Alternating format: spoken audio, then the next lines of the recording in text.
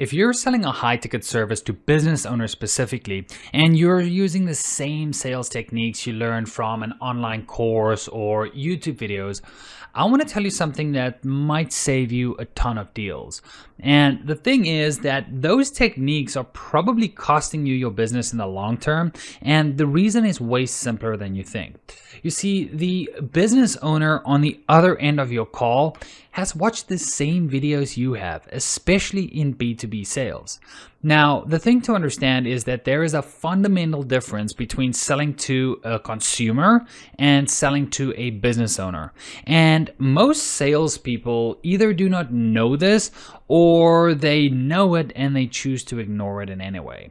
And the thing is that a customer or consumer, like B2C selling, is generally, acquired to making emotional decisions, right?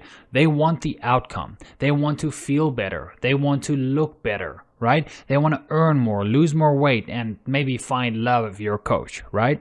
And the emotional drivers are strong when selling B2C, and a skilled salesperson can basically use those emotions to guide the conversation towards a decision, right? Now, the thing is that a business owner specifically is a completely different buyer, and I see so many salespeople try to do B2B or B2C selling in a B2B environment. Two completely different things. Now, in B2B sales, sure, there are emotions involved, right? But a business owner has usually been in business long enough to have made bad decisions based on emotions before, right? So they have learned that, they cannot rely on the emotions too much because they have been pitched to 100 times before and they have sat through countless sales calls, right? And they've been burnt by services that overpromised and underdelivered, right?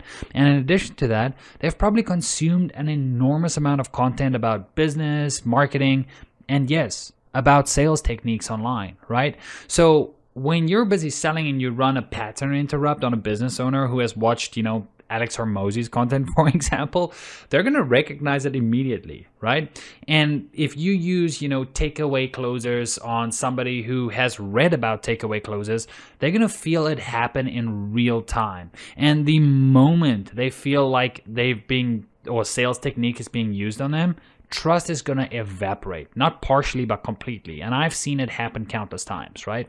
Now, these sales frameworks that are taught almost universally in the online space, from what I have seen, is mostly B2C selling, right? And they work because B2C selling is very structured, it's repeatable, and when the buyer does not know the framework that's being used, it can be effective, right?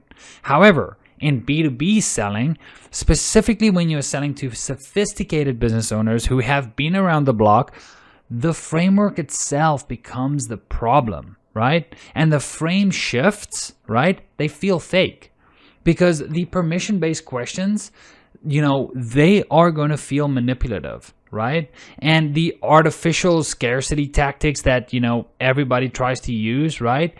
They're going to see right through that shit. Right?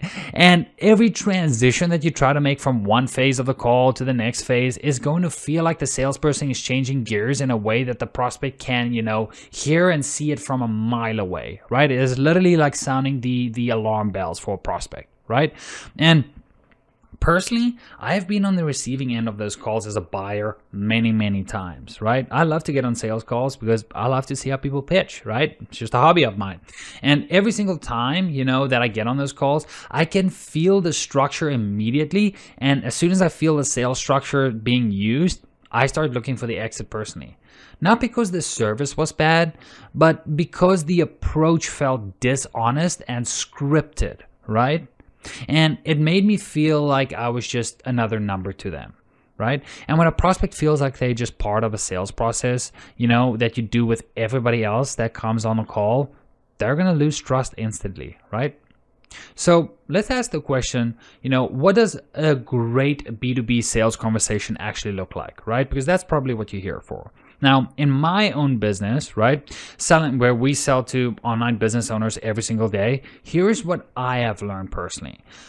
B2B selling is going to look more like a real conversation, not a structured call with phases and transitions and premeditated anchors or any of that.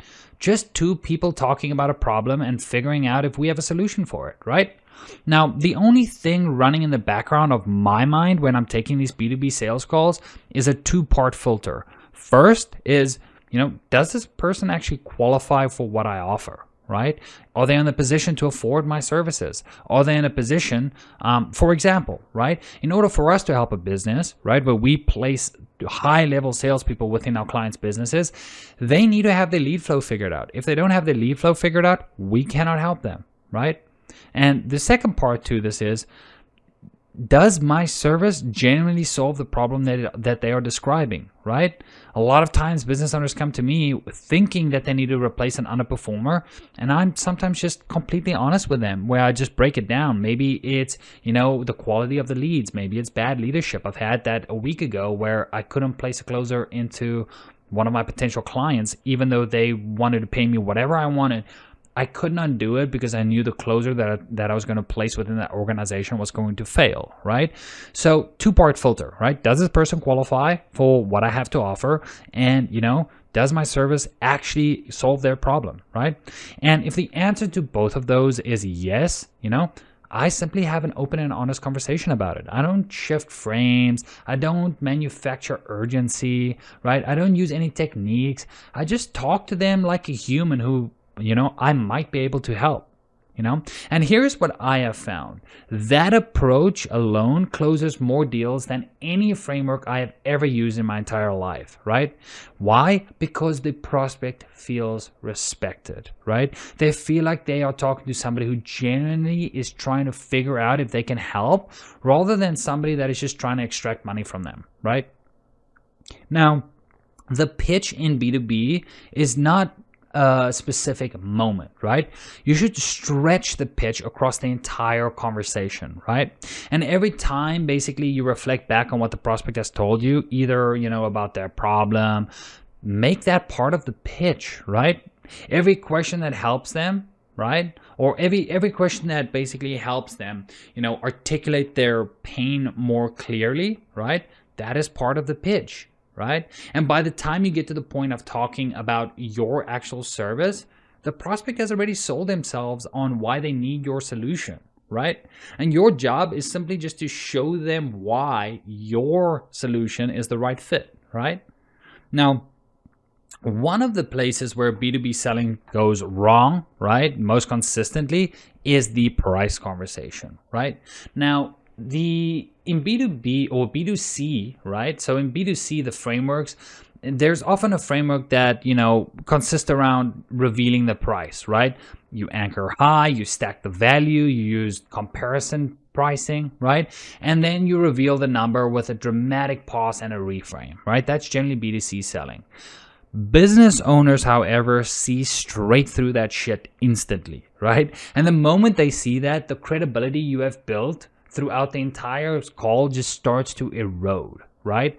Now, in my own experience, the most effective thing you can do in a B2B sales environment or conversation when it comes to the price is simply just say the number clearly, confidently, without production or without anything around it. Just state the price, own it, let it sit, and do not rush to justify it or stack more value on top of it the moment the number leaves your mouth, right? Drop the number, remain silent, right?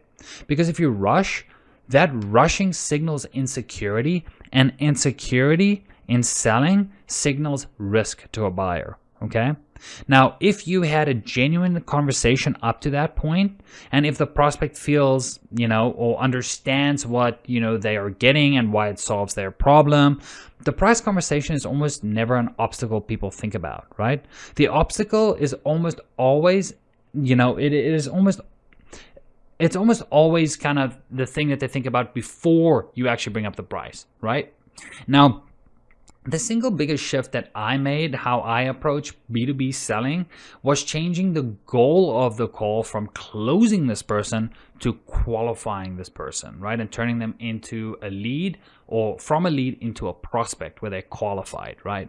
Now, when the goal of the call is to close, everything you do is basically orientated around getting a yes, right? And the prospect can feel that, right? It creates a subtle pressure that makes them want to slow down and basically push back and say, hey, let's hold the horses, let's pump the brakes here, right?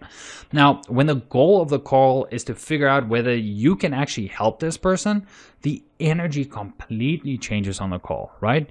You're not trying to get anywhere. You are simply trying to understand, right? And understanding is a collaborative process. It's a back and forth, right? Because the prospect is not going to resist you when you're trying to figure out the same thing that, they are trying to figure out, which is this a good fit or not, right? And in my own business, I basically changed the way I brief my team on consultative calls entirely centered around this one principle, right? Which is, the call is not a sales call, right? It is a qualification conversation. And if at the end of that conversation, the fit is there between you two, the close is almost always the natural next step rather than something you have to manufacture, right? Now, that small shift, it sounds small, right? But in practice, it changes, the entire conversation and how the conversation feels, right? And how the conversation feels is what determines whether a business owner is going to say yes, right? Because B2B selling, listen, is not harder than B2C selling. It's just different, right? And the difference requires you to let go of almost everything you've learned in the traditional kind of sales training world, right? No frameworks, no shifts, no manufactured urgency, just a genuine conversation between two people trying to figure out if there's a real solution to their problem, right? And if your sales team is selling to business owners and their close rates suck, is only one way to say it, the first thing I would look at is the approach that they're having to that conversation itself, right? Because business owners can tell the difference between or they can tell the difference in the first 5 minutes, right, of that call. And once they feel that everything is scripted and basically feels fake, right, and they feel like they're being sold to, the conversation's over, right? So that's pretty much everything I wanted to cover in this video. If you like stuff like this, I just make videos on, stuff I learned talking to business owners all day, the wins, the losses, the disasters that come on here. So subscribe if that was useful to you. And, if you want to talk about building a sales team that can sell the right way to the right buyers, the link is in the description to schedule a call with me personally.